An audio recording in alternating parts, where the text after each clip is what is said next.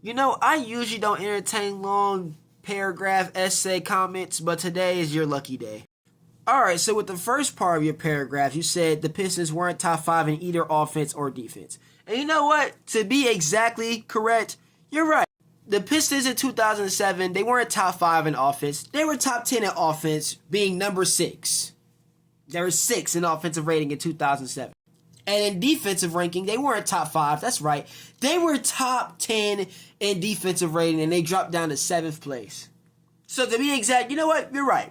They weren't top 5, but they were still top 10 in offense and defense, which is still elite and was still more elite than the 2007 Cavs. But okay, cool. You made your point. And then you also said Ben Wallace not being there made a huge difference in the paint. So you know what I did?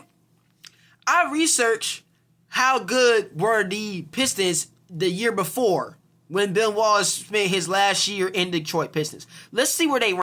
So in the 2006 NBA season, remember the last year of Ben Wallace being with the Detroit Pistons, they were 4th in offensive rating. They were also 5th in defensive rating. So in 2006, they were actually top 5 in both offense and defense. The next year, they only dropped down 2 spots. And you niggas act like that's a significant drop. Stop.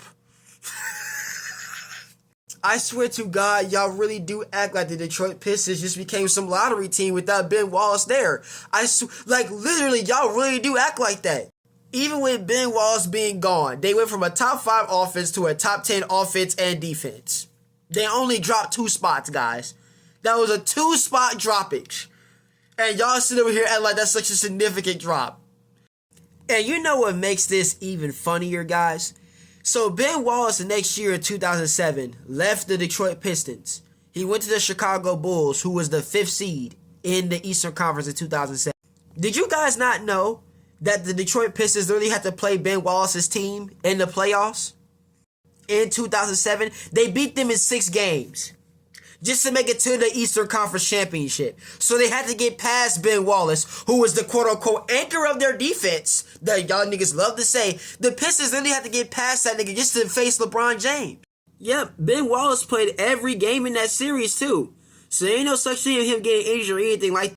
And this is with the Chicago Bulls and Ben Wallace literally having the number 1 defensive rating in the freaking league. And the Detroit Pistons got past those niggas in 6 games. But you niggas want to sit up here and talk about the Detroit Pistons not having Ben Wallace when they had to get through that nigga just to face LeBron James. Y'all are pitiful. Lastly, I already agreed that LeBron could have played better in the 2007 NBA Finals. There's no ifs, ands, buts about it.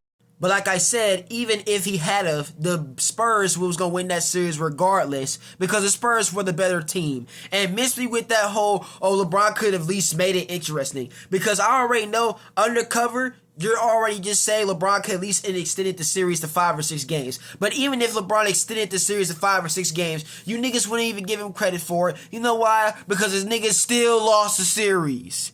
So again, just say y'all don't like Bron.